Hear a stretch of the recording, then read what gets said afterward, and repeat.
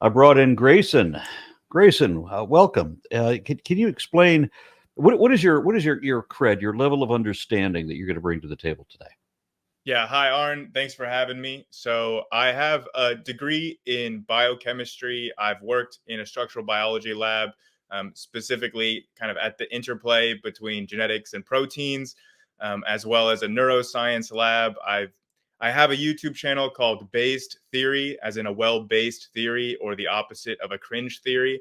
And I do general science communication there. I do debates against pseudoscientists like young Earth creationists, flat earthers, climate change deniers. And like you, I have also heard this argument all the time.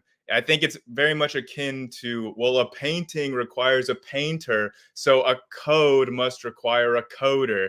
And I find it to be just a little semantic game that creationists and intelligent design proponents will play. I mean, if it just depends on your use of words. Like if you describe I've got an example for that because I tell them, if I don't call it creation, because you're already assuming the exactly. conclusion, what if we call it reality? Does reality require a realtor? Yeah, I think I was about to. I have a very similar response where, does a universe require a universer, or a cosmoser? So it's all about just what word choice they want to use. And it's just a semantic game that doesn't necessarily have to have any basis in reality. But I think that there's a lot of history about why we call the genetic code a code, because oftentimes creationists will say, how could you not think it's a code? It's literally in the name, genetic code. And that'll be the end of the argument. They don't look at what the definition of a code is. They don't think about, well, what are the implications if this genetic code is a literal code and not just analogous to a code? What are the implications? And I'm looking forward to unpacking that a bit more with you today. Well, I'm eager to hear it. I understand you've already made some notes, and I don't have any questions for you. Just Cool. tell me what you got. So I would definitely agree with your definition of code there. I would maybe extend it a little bit further to say, within the context of computer programming, a code is like a set of instructions that is executed by a machine. And in this instance, a genetic code is not that. The genetic code doesn't tell, it's not a complete set of instructions for what to do. It might be a passive information storage for some of the building blocks of proteins, but it doesn't tell the proteins, like, we need this protein here, we need this much of it, we need it to fold in this pattern. None of that information is in the genome. And for computer programming, oftentimes there will be logic gates, there will be if then else clauses. That's a key aspect of computer coding. But these if then clauses are entirely absent in the genome. You will not find any if then clauses when you look in the genome.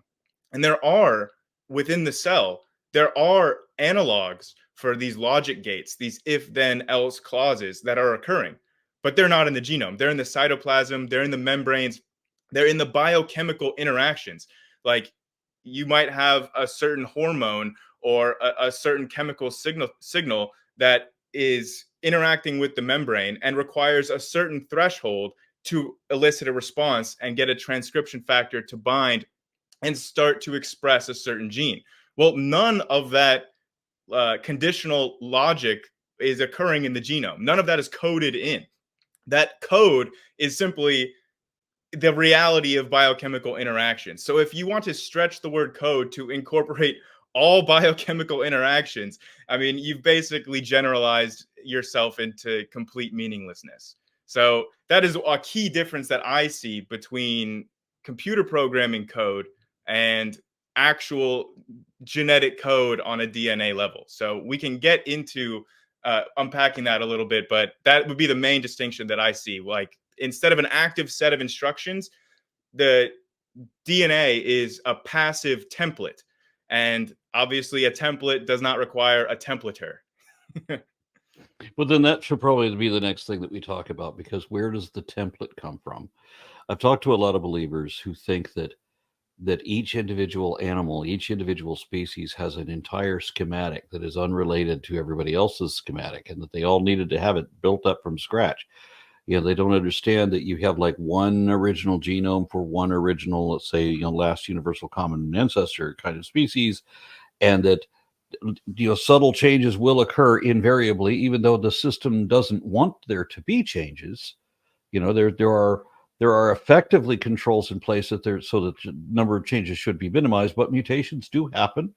There's a number of outside influences that will cause this or that variant to change. And when we have reproductive populations of many different individuals and they're reproducing all the time and there's subtle changes occurring all the time, you are going to invariably have subtle distinctions so that one population becomes visibly two different ones. And then I often say, it becomes 4 and then 8 and 16, 32, 64, and so on, excepting for the ones that go extinct. And then when you look at the genome, you look at even the mechanics, like the micromechanics of how these enzymes and everything are working to copy to produce these proteins and everything. When you look at the system and you compare that of certain animals to the way that it works for certain plants or certain microbes, you realize there's a commonality even there, such that the construct, there's something changed in the fashioning of the construct, and so there's a consistency throughout this entire lineage, and it's shared partially with this other lineage, and then not so much with this more ancient lineage, and all of this implies an evolutionary ancestry. So it never gives the indication that that some mind sat down and drew out this schematic, typed out of this ridiculous thing in COBOL or whatever. It just it just ain't like that at all. Yeah, exactly. So to answer your question, where these things come from, they're inherited. I mean, you inherit a lot of different biochemistry from your parents that are not contained within the genome, like from the various compositions, hormone baths, various molecules, microfauna. You get a lot from your parents that are not contained within your genome. So yes, this speaks to evolution and inheritance and changing that template over time. And this sort of brings up sort of a corollary phenomenon here of certain scientists who will insist that DNA is a literal code. And their argument is just that these codes can evolve and do evolve. These do not require a coder. For example, Richard Dawkins is a pretty famous proponent of this idea. If you ask Richard Dawkins, is DNA a code? He'll say, yes, of course. And if you listen to the argument that he presents for why that is, in my opinion, it is a truly terrible, terrible argument. So I'll present it to you and hear your take on it. So Richard Dawkins says that, of course, DNA is a code because you can literally translate a book into nucleic acids. Like you could translate the contents of a book, the informational contents of a book, into base pairs. And to me, you could do that with literally everything. I could take a leaf and say 1 leaf is an A, 26 leaves is a Z, and so therefore leaves are a code and trees are full of information that they're trying to convey to me. Like you could literally do this with every single thing. The bumps on a rock, you could make that, you could translate a book into bumps on a rock. And then you would say bumps on a rock are code. I don't know if Richard Dawkins has thought through this argument very much, but I find it entirely unconvincing. And this is his main argument whenever he's asked, is DNA a code? I think what he's going for there is, some people say that the information in one cell, in any one cell, contains so much information that it would be like, so many volumes of the Encyclopedia Britannica and all of that, so to hold all of this information in this one tiny cell, because somehow they've got the idea that complexity implies a designer. Yeah, which is another failure in the argument. What Dawkins was going for was, well, that may be, but if you convert it into binary, then you can put the entire human genome in a single CD. Yeah. And we've seen complexity evolve. I mean, not even just through evolution. Complexity can arise from just on edge thermodynamic cases. Like we have actual like laws of physics for the rising of complexity. Even, Behe's famous irreducible complexity. We've seen systems that Behe's categorization of irreducibly complex would apply to. We've seen them evolve before our very eyes, historically and in the lab. So we know that evolution is capable of creating these very complex systems and complexifying them even further. So this And is it's important. It's important to throw this out there too. Is it like an intelligent designer? One of the hallmarks of an intelligent design would be an efficient simplicity. And what you get in biochemistry is quite the other way. it's very It noisy, is very messy. Yeah. it is obscenely, grotesquely complex, like way more complex. The complexity is so high and the efficiency conversely so low that this can only have been the result of a haphazard compilation, blind, without a plan in mind. Plan? They ain't no plan. So Yeah. this is what you end up with, a convoluted mess. And So I remember when I was taking like the upper level biology courses, and they go into like photosynthesis and other processes like that. I remember thinking that what intelligent designer would concoct such an absurdly convoluted Rube Goldberg system as this? yeah. It's completely unnecessary, and it's all obviously incidental. And I think that really ties in as well to the historical developments within molecular biology and about how this genetic code, as we call it today, came to be. Because initially, when the first, ideas about this genetic code were being formulated, there was no idea about what the actual biochemistry that was going on entailed. We had no idea about how ribosomes work or what transfer RNA was. Back in the 50s, right, when like Rosalind Franklin and Watson and Crick elucidated the structure of DNA, we knew that there were 20 amino acids. There were 4 nucleic acids in DNA. So in the 50s, they thought there's got to be some kind of method from getting information from one to the other, and it was actually a physicist, George Gamow, who came up with the first sort of overall hypothesis for how this process could occur. And it's really, really interesting because the for George Gamow is most well known as being one of the early proponents of the Big Bang model and predicting the cosmic microwave background. So you mostly hear his name in cosmology. Very few people know the integral role that he played in the development of the genetic code and laying the groundwork for how generations of scientists after would think about the biochemistry that's going on here. So If I'm understanding this correctly, they were using the word code before they knew, in fact, what it actually was. exactly. That is exactly the point. So there's actually a great quote about this from Francis Crick himself talking about Gamow's contribution, because in the 50s, Gamow was the first one. He called it the diamond code. And he came up with this idea. It's not accurate, but he came up with this idea for how you could get directly from the double helix of DNA to an amino acid sequence for proteins. Like there was no intermediary between them. It was just sort of direct. The amino acids fit into the little folds in the double helix structure, and it has this sort of diamond pattern. And so it's called the diamond code. And this is what Francis Crick said about it.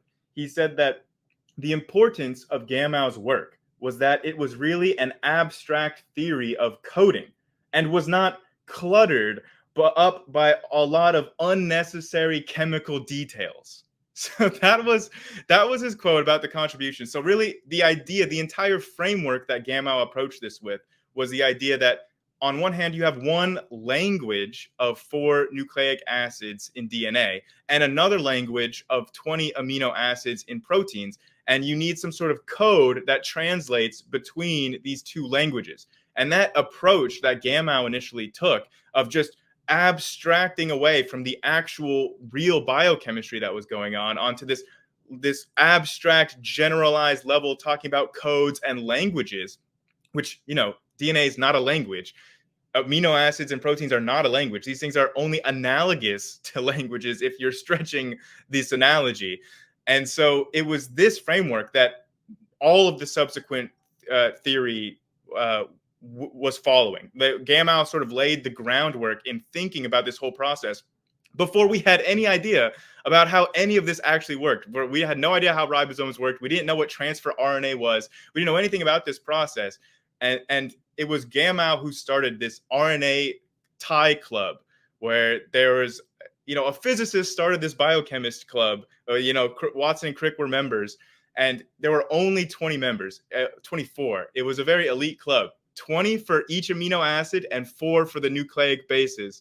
And you get your assigned tie, and that was it, 24 members. And these guys in the RNA tie club are responsible for a lot of the theories and the development of the very earliest era of molecular biology. So this really set the entire tone for subsequent work. And it wasn't until 1965 or so that we actually figured out how this was working with a mediator like transfer RNA.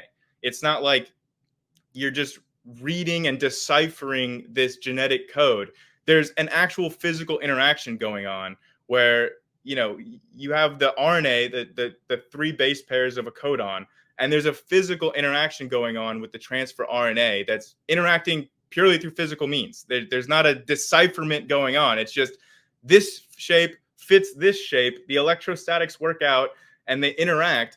And because of the actual structure of the ribosome and the structure of transfer RNA, that's how you have this correspondence between a certain amino acid and a certain codon.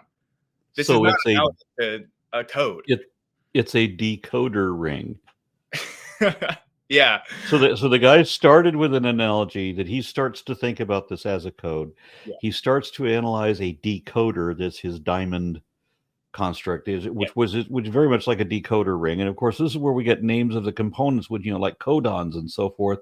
And so they've been running with this analogy all this time before they begin to figure out how it really works. Exactly. And there's a ton of other misnomers in science that are just the weirdest, dumbest thing to name something. And it's only that name because of historical reasons. I'd say this is an example. The one that irks me the most is in cosmology, in the recombination period, when this is the first time atoms were forming. And it's called recombination. It was the first combination to atoms, and they call it recombination. And yet it sticks because the process was first observed in plasma, where it really was a recombination. And now it's confused generations of students in cosmology because you name something based on historical reasons. And I'd say that it's the same thing that's going on here with the misnomer of the genetic code. It's not a literal code. It's only analogous in certain aspects to a code. No, and I've seen it personally in evolutionary biology. We get that a lot too. I mean, we know that what we're talking about are emergent properties that because of natural selection, these things end up being favored. But the way that we describe the development of feathers in dinosaurs or in other such things is because of their purpose, and that's the language that's used. But that's actually reverse of the reality. They're not doing it because of a purpose. It happened that this was the most successful. So mathematically, rolling the dice over many generations with all these, environmental dynamics and everything, you end up with this design, and we sort of paraphrase it as if it was for a purpose, which really doesn't. It anthropomorphizes things and puts a perception of entity or agency where it doesn't belong. But these are just the particulars of our language and how we've come to understand things. I would agree that it's almost these entire it's kind of the semantics. It's a loosening of definitions just to apply to some sort of term in science that really is. It's a misnomer. It's loosening the definition too much to where it's not really true in a literal sense. And I agree that you see that all over science, and it causes numerous frustrations for students and teachers alike. Just remember that science is the place where if a guy gets to name a planet, he discovers a planet and he gets to name it, and that planet has a moon, so he gets to name the moon too. And because it was in the early 2000s when he discovered these, and he's a bit of a nerd, as scientists often are, he names his planet Xena, and he names his moon Galadriel after the TV show Xena Warrior Princess, as is his right to do. And the scientific community just kind of loses their mind, and they say, no, you can't do that. And one thing leads to another, and they're not even planets anymore. And if you're going to make that not a planet anymore, well, there goes Pluto too. That's what you get for naming it after a TV show. Yeah. And meanwhile, in genetics, we have a developmental gene, a very important developmental gene that is it's very important for the development of in embryology. It just you can put the dye trackers on it. You can see how it forms the development of leg buds, how you feather buds, and all of this. And it's just unfortunate that the guy who got to name that gene, his favorite video game became that name. So this one of the most important genes known in all of embryology is called Sonic Hedgehog. Yes. Yes. And like in this instance, in the naming of the designation of this set of rules here as a genetic code, I just would like to point out that number one, of course, as we've gone over, this was before we actually understood anything about the actual biochemistry of the processes involved that were happening. But two, this was named by someone who's not even in the field. Like, this was a physicist. Like, George Gamow was definitely a polymath genius, but at the same time, like, he did not have the formal education in biochemistry and biology. He's a physicist. He was a specialist in cosmology and the Big Bang. So it's very problematic from a historical point of view of how we got to this name of genetic code, and seeing it trip up biologists like Richard Dawkins and others but I'd like to just take them on their word now and just grant them that it is a literal code. And if we just loosen the definition, we ignore all the definitions in all the books, in all the computer science textbooks. We just throw all that out the window. We say, okay, this is a code. We loosen the definition. What then? And what are the consequences? So if we acknowledge the genetic code as a literal code, we have to change the definition to something like, translating a set of rules for translating one form of information into another. That would be what's going on in this genetic code of ours that's now a literal code. So if that's true, then what else counts as a code? And I can think of numerous naturalistic phenomenon that you would necessarily have to concede is a code, to the point where it just gets so absurd that I think the entire word code becomes meaningless. So for a couple examples, light spectra, right? You can look at distant objects in the sky and you can get a spectrum from them. You can get this, it looks like a little barcode, a rainbow barcode. It's got little lines on it, an absorption or an emission spectrum. This is a symbolic representation, right, of the light that's emitted, which is representing the elemental composition of those distant objects like stars or galaxies. So here you have one information, the frequencies of lights that are emitted or absorbed, and it's coding for the periodic table of elements, right? It's coding for the elemental composition.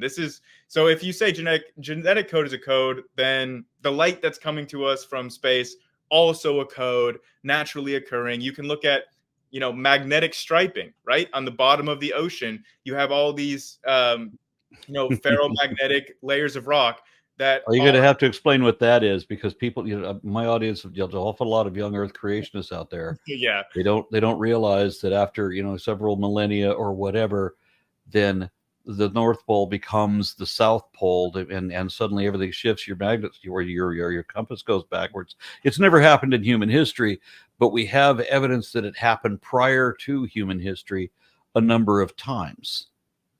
Yeah, so there's an entire field of paleomagnetism that's like deciphering this code in the rocks, right? You can see these striations in the rocks that will actually be affected based on when the rock was formed, based on the strength and orientation of Earth's magnetic field. So when you decode all of these striations on these rocks, then you can get this symbolic information about Earth's previous magnetic field history through time. So if the genetic code is code, those are code. And let's look at all rocks, right? Because rocks have certain weathering patterns on them. This can be from chemical weathering processes or physical weathering processes, but they symbolically encode the past events that have happened to them. So literally every single rock now has to become a code, because you can decode the features of the rock in order to get information about past events, weathering events. So again, well, by that logic, code. All the light in the sky is a code, right? We can even dendrochronology. Dendrochronology, also a code. We could even go one step further here and look at chemistry, valence electrons. Well, a valence electron is a certain type of information. And you could say, well, this atom has 6 valence electrons, this atom has 8. Valence just means the outermost shell of electrons. And valence electrons determine the types of chemistry that an atom will do when it interacts with other atoms. So that valence electron, when you have a mediator, just like the transfer RNA is a mediator for the genetic code, is another atom with a certain designated set of valence electrons, just like the transfer RNA has a designated structure attached to a certain amino acid. It's very analogous here, that the number of valence electrons represents information about what type of chemical bond will form. And in this sense, the number of valence electrons is a code encoding information about bond formation. And in this sense, every chemical interaction is participating in this code. And all of chemistry is now code in a literal sense, in the same way that the genetic code is a code. So basically every rock, every tree, all the light from space, every atom interacting chemically with another atom, this is all code now. So pretty much everything is a code if you accept that the genetic code is a literal code. And basically the word code now just is so generalized that it's completely meaningless. Then while we accept everything as a code, now we're doing stoichiometry to do our own representation of what the chemical construct and possibilities are going to be.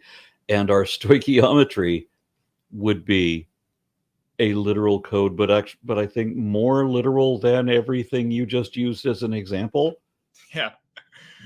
Because it is a schematic that only represents this other thing. It doesn't actually do the thing. And that's an important difference here when talking about the genetic code, is that there is no representation happening beyond the abstract layer that humans are imparting on this. In the same way that I can take a bunch of leaves and I can impart some sort of symbolic meaning to these leaves. That's what we're doing when we describe this genetic code. We make these maps about this maps onto this, maps onto this. But in reality, at the actual level of the biochemistry occurring, there is no representational layer. These are all like physical interactions happening according to the laws of physics, chemistry, and electrostatics. There's no representation. The codon doesn't represent an amino acid. It merely corresponds to one in virtue of the actual structure of transfer RNA. And your use of leaves as an example just reminded me that we are pattern-seeking creatures, and one of the patterns that we used to use, leaves, were used in fortune-telling. You would spread out the tea leaves, which is supposed to be something completely random, but basically what you're doing is a Rorschach test. Whatever you think you see in the leaves, whatever prompts your imagination, and these ink blot kind of patterns that you get from these leaves, this is the fortune that you're giving to people, because this is the jacked up way that people think. And we have to use codes and like analogies, for example, in order to understand things that are outside of our normal understanding. And certainly with genetics. Yeah, I've heard, not the way we normally think. I see this happening with like especially religious people, but also people that are prone to spiritualism, or they think that they're receiving coded messages from the universe. This sort of this very egocentric reasoning where everything that's happening around you is happening to you to send you a message from the universe or from God or whatever. Like, you go to a parking lot and your favorite parking space is taken. Well, the universe is sending you a signal because you were rude to your aunt last Tuesday or something. You interpret this however, you are right. We are pattern seeking animals. We see patterns in things where, quite frankly, a lot of the times these patterns are only in our heads. And such as the tea leaves. As I was talking and just describing the absurd outcomes that come about whenever you accept the genetic code as a literal code, and then basically accepting everything as a code, I could already hear some of the creationists saying, "Wow, everything is a code. It had to be coded by God. He had to do everything." And it's like, at this point, I mean, like, I don't even think that they're capable of recognizing the absurdity in their own position sometimes. My thought is, if God really did write everything as a code, the tree rings, the zircon formations, just everything is a code, you would think that he would have written the Bible a hell of a lot better than he did. Yeah, maybe he would have written it in tree leaves. I don't know. Yeah, so you have all this super genius throughout science, and then you have this book of fables filled with utter ineptitude. Yeah. Oh, but that's code too, because you just take this word and when you take this word to mean this other thing instead of this thing, except when it says that other thing, because then it means that. But now it means this. And when you need it to, it means this. And if you do that, well, then you can make it say anything you want. And I would point out too that between the years, right, where we first elicited like the structure of DNA, and George Gamow came out with his diamond code, and the years when we eventually did figure out what was going on biochemically, there were a plethora of different hypotheses out there about what this code could be, and none of them got it right. And people were immensely disappointed when we finally figured out what it actually is, because they were like, wait, that's it? That's not elegant. We were coming up with these amazing, intricate codes for how to get DNA nucleobases into amino acids and proteins. And they came up with some really elegant stuff how they can get the grammar, how they could incorporate commas and all of this information necessary for life into this code. And then when they finally figured it out, they were like, well, we were all wrong. And this is like this is disappointing compared to the actual codes that we were coming up with our minds. Like, that was the actual historical development in molecular biology. I remember the computer models that were showing how natural selection is actually capable of producing, because everything is emergent from the molecular level up, the numbers are going to be staggering. And so when we think about how many rods or cones are in the eye, people brag about how complex that is. Well, it's not really that it's complex. It's just that we're talking about molecules. There's going to be a fuck ton of them in anything. It's just the nature of things. So it's not necessarily that it's complex in that way. And when you've got something that is capable of repeating stuff, well, then it's going to repeat stuff. And so you're going to have a lot of stuff. And so it's not really complex in that way. There's ways of simplifying all of this. But then, as you say, we come up with these elegant explanations, and then we start elaborating on where we think it's going to go. And then when we see what it really is, oh. Yeah. Yeah, that was the exact arc of history in the development of the so-called genetic code. So there are definitely, you could make certain analogies for analogous features, but in terms of interpreting it as a literal code, you have to change the definition. You have to loosen it to the point of absurd meaninglessness. And it just becomes an exercise in futility to try to just apply this designation of code to literally all of chemistry, rock, space, everything. Thank you, Grayson, for making clear, at least to me, if not to the people who just refuse to understand this, or maybe are incapable of understanding this, that clearly DNA is not a code. These are not replacements for letters. It's not a language, and DNA definitely did not come from a mind. Yeah, absolutely not. And examples like we could even talk about, chemical signaling in single cellular organisms that came about through evolution, and that is much easier to see the elements of code in there. Like communication between one organism and another through just these chemical signals.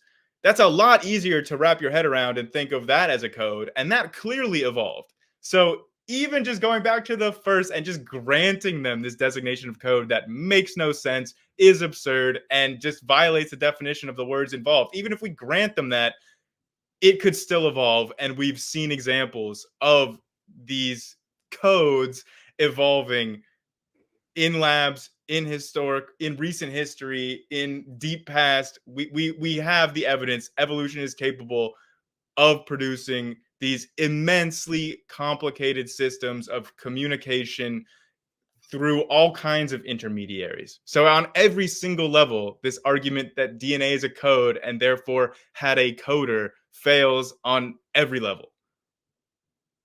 I'm going to put down the link to your channel, Based Theory. Check out Grayson's work, everybody. Thank you so much for being on. Thanks for having me.